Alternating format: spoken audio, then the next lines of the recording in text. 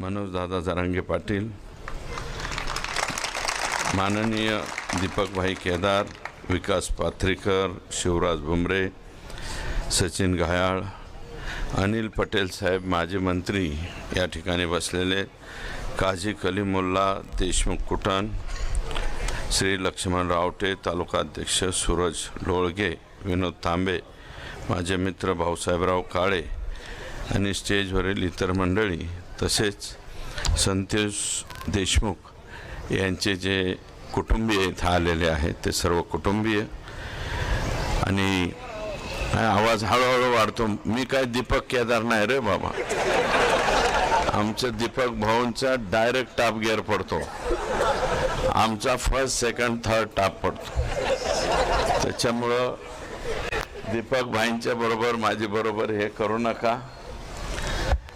Original panther आहे ते त्याच्या ब्लडमध्ये, त्याच्यामुळं त्यांचं बोलणं हे खूप सुंदर त्या ठिकाणी असते. तेव्हा संतोष देशमुख आणि सोमनाथ सूर्यवंशी या दोघांच्या बाबतीमध्ये अतिशय चुकीचं घडलेलं आहे. सोमनाथच्या घरी मी जाऊन आलोय पहाटे 2:30 वाजता.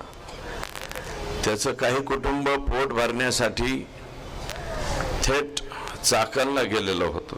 तिथून माघारी बोलवलं, त्यांना भेटलो, बघितलं ती परिस्थिती गंभीर आहे. सोमनाथला न्याय मिळालाच पाहिजे, संतोषला सुद्धा न्याय या ठिकाणी मिळालाच पाहिजे. आणि बीडमध्ये न्याय मिळत असताना तसं जर पाहिलं तर मनोज दादा माझ्या अगोदर तिथं गेलेले होते, परंतु तो दिवस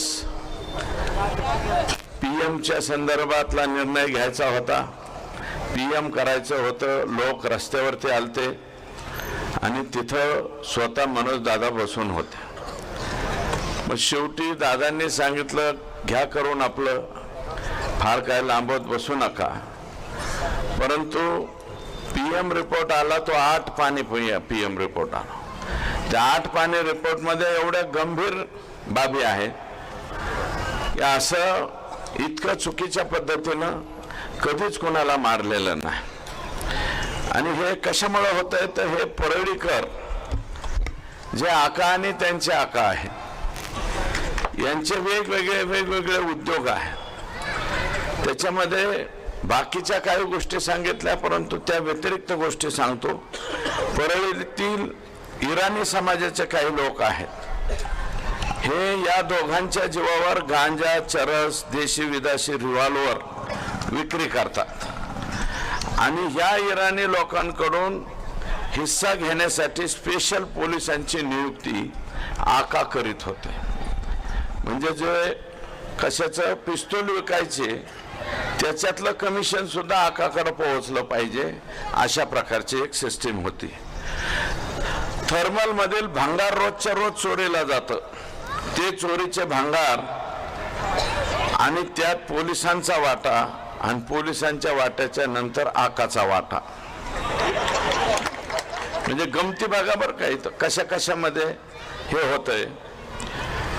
एसटी महामंडळातील अनेक लोक एसटीतलं सुद्धा काही बाई चोरतील, त्याच्यावरती लक्ष ठेवायला पोलीस आणि त्या पोलिसांनी आकाला जाऊन भेटायचं असा एक प्रघात त्या परळीमध्ये त्या ठिकाणी होता. करोना मुंडे असोत किंवा डॉक्टर देशमुख असो, डॉक्टर देशमुखांचा पक्ष कोणता आहे मला माहिती नाही, परंतु त्यांच्यावरती खोट्या अॅट्रॉसिटीज दाखल करायच्या, दुसरीच काहीतरी 354ची फिर्याद द्यायची आणि त्यांचं चारित्र्य हनन करायचं. हे सुद्धा करोना मुंडेच्या गाडीमध्ये बुरखा घालून आलेली एक महिला, ती महिला नाही पोलीस आहे, पोलीस. आणि त्या पोलिसाचं नाव आहे संजय सानप आणि त्याला आणखी 2 जोडीला आहे त्यांच्यावरती. कारण हे लोक रिमूव्ह फ्रॉम सर्व्हिस झाले पाहिजे. करोना मुंडे तुमच्याच सौभाग्यवती आहेत, ते वेगळं काय. आणि मी तर जबाबदारीनं परत एकदा म्हणतो की त्या पहिल्या पत्नी आहेत बरं का. परत एकदा म्हणतो, याचं उत्तर त्यांनी मला द्यावं, मग मी त्यांना सांगेन. त्याच्यानंतर इतर समाज बांधवातला कोणताही पदाधिकारी जर आका आणि त्यांच्या आकांनी कोणत्या पदावर नेमला तर त्यांनी फक्त सयाजीराव व्हायचं, बाकी त्यांना काढीचाही अधिकार नाही. फक्त आले का सयाजीराव. आमच्याकडे एक निकाळजे आडनावाचे हे होते, त्यांचं नाव सयाजीराव होतं. त्यांना काय म्हणायचे, सयाजीराव निकाळजे. म्हणजे मी काय कोण्या कास्टवरती किंवा याच्यावरती घेऊन जात नाही, कृपया मला माफ करा. फुले शाहू आंबेडकरांच्या विचाराचा पक्का पाईक असणारा मी व्यक्ती आहे, बरं का. त्यामुळं त्याच्यानंतर परळी शहरामधले पोलीस आका आणि वरिष्ठ आका यांच्या इशाऱ्यावर सगळं काही गोळा करायचं काम करतात सगळीकडेच. याच्यामध्ये जुने नवीन थर्मल पॉवर स्टेशन असो, सिमेंट फॅक्टरी असो, जवळपास असणाऱ्या छोट्या मोठ्या कंपन्या, या सगळ्यांकडनं हप्ता हे तिथं गेलाच पाहिजे अशा प्रकारची यांच्या हप्त्याला वैतागून एक कोरोमंडल का काय नावाची कंपनी इकून निघून गेला. कोरोमंडलचं सिमेंट येत असेल ना पैठणला, तर ती कंपनी इकून त्यांनी नमस्ते लंडन केला आणि थेट त्याच्या राज्यात निघून गेला. आता मी हे जे आरोप करतोय त्यांनी ह्याचं उत्तर द्यावं. आणि ते आता एक आका तर आत गेलेले आहेत, दुसरे मोठे आका बाहेर आहे. तर बाहेर असलेल्या आकांनी ह्या प्रश्नांचे उत्तर द्यावेत असं माझं मत आहे. त्याच्यानंतर या ठिकाणी पोलीस दलामधले कर्मचारी जर आका आणि त्याचा आका याचंच ऐकून काम करीत असतील तर मी राज्याच्या मुख्यमंत्र्यांना विनंती करणार आहे, मुख्यमंत्री महोदय, टीव्ही चॅनलवरील सोनी चॅनल मधले CIDतले पोलीस, सावधान इंडियाच्या मालिकेतले कलाकार, मला वाटतं यांचीच नियुक्ती परळीला करावी. ओरिजिनल पोलिसांची नियुक्ती आई शपथ करू नये.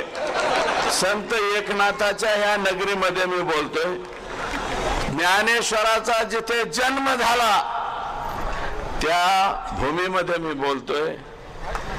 ज्या माणसानं आम्हाला शांती शिकवली त्या ज्ञानेश्वराच्या भूमीमध्ये बोलतोय, संत एकनाथाच्या भूमीमध्ये. 100% मी लेखी पत्र देणारे मुख्यमंत्र्यांना सोनी चॅनलवरची CID आणि सावधान इंडियाच्या मालिकेतले कलाकार. म्हणजे बाकी कशाला बघ, हे सदरक्षण आहे, खलनिग्रहण आहे. सत्यमेव जयतेच्या ऐवजी असत्यमेव जयते असं नाव तिथं टाकलं पाहिजे परळीला, अशी एकंदरीत परिस्थिती आहे. बरं, हे जे छोटे आका आहेत यांना 2/2/2022ला EDची नोटीस आलेली आहे.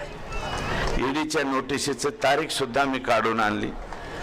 एन्फोर्समेंट डायरेक्टरी दिल्लीची नोटीस आली. ती का नोटीस आली? आणि आकानी माल बी काय कमी नाही जमावला राव.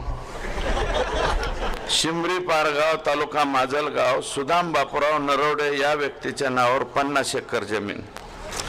बर का, हे दत्ता इकडे ये रे बाबा, हे गबाळ सांभाळायला जाऊ नाही कुठं. मौजे सेंद्री तालुका बार्शी ज्योती मंगल जाधव यांच्या नावावर जवळपास 50 एकर जमीन आहे तिथं सेंद्री बार्शी तालुक्यामध्ये. शिमरी पारगाव मनीषा सुदाम नरोडे परत 10-12 एकर जमीन आहे. शिमरी पारगाव तालुका माजलगाव योगेश सुदाम काकडे हे यांचे वॉचमन का काहीतरी आहे, यांच्या नावावर 15 ते 20 एकर जमीन आहे. ज्योती मंगल जाधव दिघोळला 10 का 15 एकर जमीन आहे. तर 7 दुने 14, 15 एकर जमीन.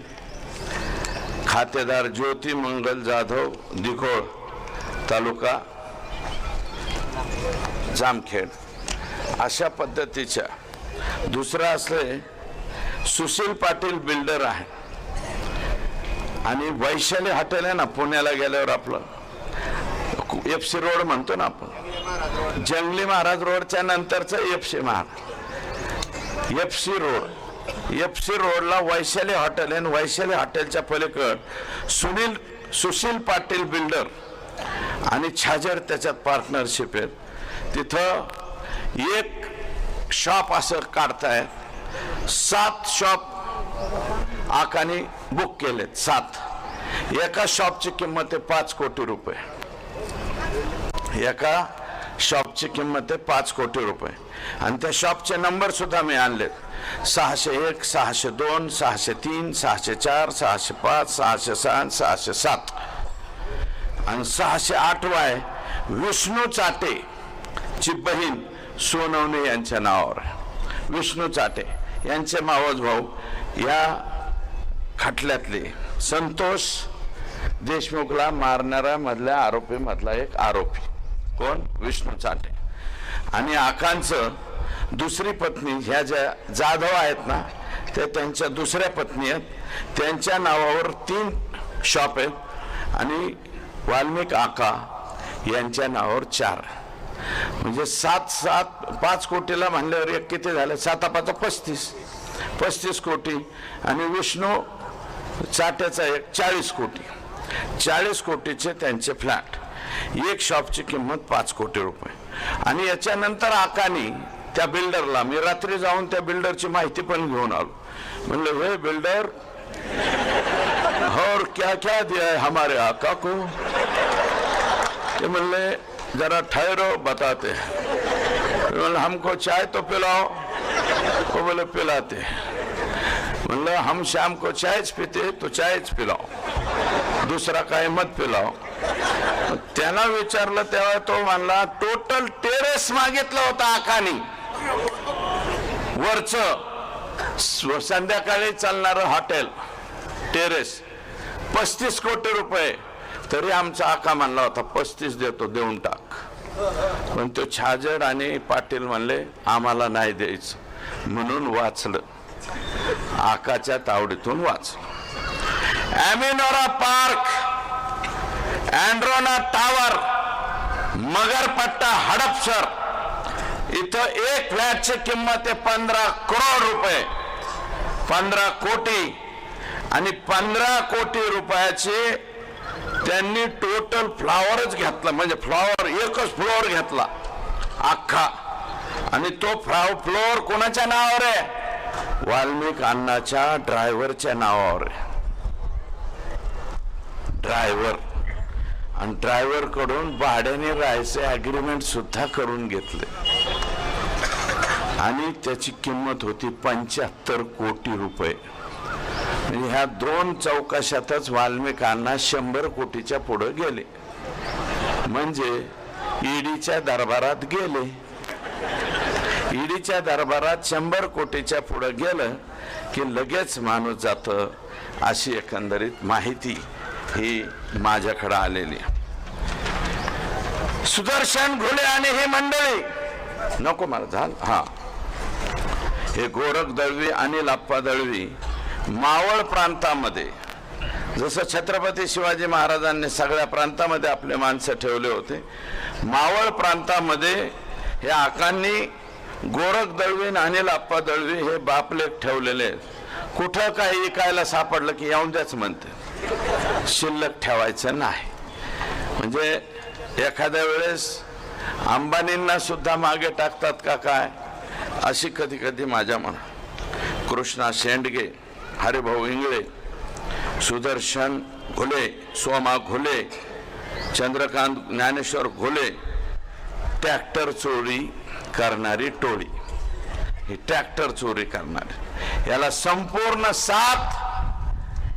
ट्रैक्टर चोरी करो, चंदन चोरी करो, किसको भी बधारो, किसको भी मारो, आका तुम्हारे साथ.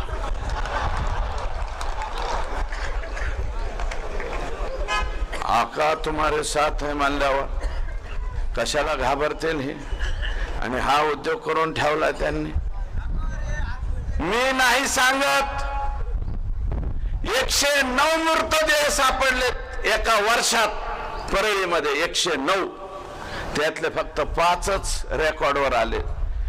109 पैकी 5 आले. 104 मृतदेहांची ओळख पटली नाही. कशामुळे मेलेत याचा बी काही खातरजमा नाही. काही जणांचे तर हाडकं सापडल्यात, नुसती हाडकं. 109 मृतदेह जर एका वर्षामध्ये परळीत सापडत असतील, पैठणमध्ये असं आहे का? माझ्या आष्टी तालुक्यात नाही. पाथर्डीत येता येता मी चौकशी केली, 109 असतात का? 5-4 जरी झालं तर आम्हाला भीती वाटते. 109 लापता मुर्दे इथं सापडले. अशी एकंदरीत परिस्थिती आहे. मग का हिम्मत होणार नाही संतोष देशमुखच्या अंगावर जायची? गेले कुणासाठी गेले? हे खंडणी वसूल करायला गेले. त्याच्यामुळे आका हा 100% 302चा आरोपी आहे. आणि ह्या मधल्या कालावधीत आका आणि आक्याचा जर फोन झाला असेल तर आका सुद्धा वो भी लाइन में खड़ा रह सकता है. 100% लाईन मध्ये आला पाहिजे. 109 मृतदेह हे मी नाही सांगत, टीव्ही वाले सांगायला लागले. सगळ्या टीव्ही वाल्यांनी बिचाऱ्यांनी फिरवलंय ते. जरीन खान पट्टेवाला हे तुमच्या संभाजीनगर मधला मुस्लिम बांधव जरीन खान पट्टेवाला, गाव बिव शोधा तुम्ही. त्याला परळीच्या पोलीस स्टेशनला नेलं, मारलं, त्याच्यातच मेलं. मरने के बाद म्हणले क्या करने का? तुमच्या संभाजीनगर मधल्या त्याच्या कुटुंबाच्या घरी गेले, 40 लाख रुपये दिले, मिटून घ्या म्हणले. 40 लाखात माणूस विकता का हो? संभाजीनगर वाले, औरंगाबाद वाले 40 लाखात माणूस विकता? एक काम करा, ज्याला कोणाला मरायचं आहे 40-50 लाखात, परळीच्या पोलीस स्टेशनला जा, बजाडून घ्या, आपलंच मागचं पुढचं सगळं हाणून घ्या आणि तुम्हाला 40 लाख कुटुंबियाला पोहोचतील.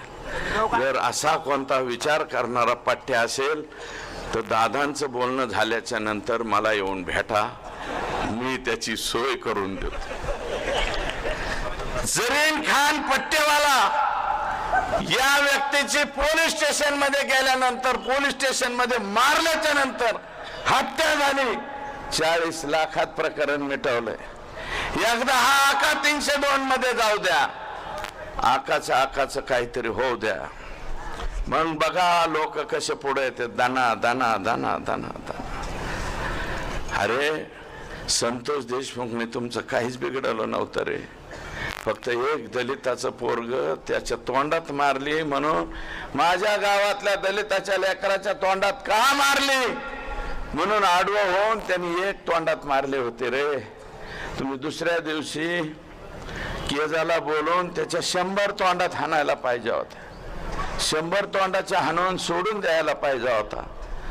आमचा सरपंच गप्प बसला असता. पण तुम्ही ज्या पद्धतीने मारलाय, ज्या निर्घुणतेने मारलाय, याच्यात तुम्हाला माफी नाही. करता आली तर सगळ्यांना माझी विनंती, ह्या कुटुंबाला तुम्हाला काय जे पैठणचे जे कोणी प्रमुख मंडळी असेल त्यांच्या वतीनं काय करता येईल ती मदत करा. सोमनाथला सुद्धा करा. सोमनाथ सुद्धा 3ऱ्या वर्षामध्ये शिकणारं लेकरू होतं, त्यालाही मदत करा. अरे शेवटी आपण एक, कुणी उठतं म्हणतं हे समाजाचा मोर्चा, ते समाज, अरे समाजाचे वगैरे मोर्चे नाही, हे सगळ्या समाजाचे मोर्चे. इथं सगळे समाजाचे माणसं बसलेले. म्हणून मला मुद्दे भटकायसाठी, मनोज दादा या मुद्द्यावरून मुद्दे भटकावण्यासाठी कधी कलाकार आणले जातात. मध्येच मी नाही बोलणार, परंतु दीपक भाऊ केदार बोललेत. असे काही लोक ज्यांच्या प्रिपेअर कार्ड मधलं चार्जिंग संपलं की लगेच चार्जिंग केलं की कोणीकडे बोलायला सुरू करते. असे प्रिपेअर कार्ड रिचार्ज पुढारी या महाराष्ट्रामध्ये व्हायला. ते काहीही बोलते. आमच्याकडे फार माहिती. डेला रिसॉर्ट लोणावळा इथं 8-8 दिवस कोण कोणाबरोबर मुक्कामाला होतं ह्याची सुद्धा माहिती माझ्याकडे सुरेल. मी काय सांगायला लागले हा. आणि म्हणून मला अधिकचं काही बोलायचं नाही. अरे ज्या गुन्ह्यामध्ये अनिल पाटील, अनिल भोसले पुण्याच्या जेलमध्ये, तो गुन्हा आमच्या परळीच्या लोकप्रतिनिधींनी 3दा केलाय. तरी सुद्धा तो मात्र जेलमध्ये 5 वर्ष आणि आमचा लोकप्रतिनिधी मोकळा सुटतो. मला त्याच्यावरती बोलायचं नाही. परंतु हे आका इतने करोड लेके तो जाएगा कहा. मी मुकेश से गाणं ऐकलं होतं, जीना यहाँ मरना यहाँ इसके सिवा जाना कहा. कल खेल में हम हो न हो गर्दिश में तारे रहेंगे सदा. हा असं काहीतरी गाणं. ते लड़कपन खेल में खोया जवानी नींद भर सोया. इतका माल कमवून काय करायचे. खुदा के पास तो ऐसा जाने का है 3.5 फूट में. 3.5 फुटाच्या पेक्षा लय पैशावाला आहे म्हणून 50 फुटाचा मड रचलेलं बघितलंय का कोणी. नाही ना. अरे 5,000 कोटीची प्रॉपर्टी असणाऱ्याला सुद्धा 3.5 फुटातच जावं लागतंय. आणि आमचं गरीब रोज हातावर पोट आहे त्याला सुद्धा 3.5 फुटातच घाल. आका तुला एवढं कमवायची गरज काय होती रे. आणि एवढं करून आमचं लेकरू मारलं का तू. कशासाठी मारलं. ज्या पद्धतीने मारलंय. व्हिडिओ शूटिंग काढली, पाणी मागितलं तर दुसरंच काहीतरी तोंडात टाकलंय. हे इतकं बेकार पद्धतीने तुम्ही मारलंय. तितक्याच बेकार पद्धतीने जल्लाद ज्यावेळेस तुम्हाला फाशी देईल त्यावेळेसचा तुमचा चेहरा आम्हाला बघायचा. हे नम्रपणे या ठिकाणी सांगतो. आम्हाला चेहरा बघायचा आहे तुमचा फाशी गेलेल्याचा. आणि प्रतिमोर्चा काढणाऱ्यांनो, कशाचा मोर्चा काढताय याचं तरी भान ठेवा रे. कशासाठी मोर्चा काढताय, कोणासाठी मोर्चा काढताय, कोणासाठी निवेदन देताय याचं भान ठेवा. कदाचित उद्या तुमच्यावर ही पाळी आल्यावर दुसरं काय म्हणन त्याचं काय. आणि अरे बाजू घ्यायची, मोर्चा काढा, तुमच्या नेत्याबद्दल बोला. पण संतोष देशमुखच्या पत्नीच्या डोळ्यातले अश्रू तुम्हाला का दिसत नाहीत. संतोषच्या मुलीच्या डोळ्यातले अश्रू तुम्हाला का दिसत नाहीत. त्याच्या भावाच्या डोळ्यातले अश्रू तुम्हाला का दिसत नाहीत. त्याच्या मुलाच्या डोळ्यातले पाणी का दिसत नाही. त्याच्या भाऊजाईच्या डोळ्यातलं पाणी का दिसत नाही. म्हणून माझी विनंती की जनतेमध्ये आज जो हा राग आहे, रोष आहे, हा राग आणि रोष जोपर्यंत द्रौपदी मुर्मू मॅडम यांची दयेची याचिका फेटाळून लावत नाहीत तोपर्यंत हा जोश आणि जोर तुमच्या माझ्या सर्वात राहावा, टिकावा, अशा प्रकारची विनम्र विनंती या ठिकाणी करतो आणि आपली सर्वांची रजा घेतो. जय हिंद, जय महाराष्ट्र.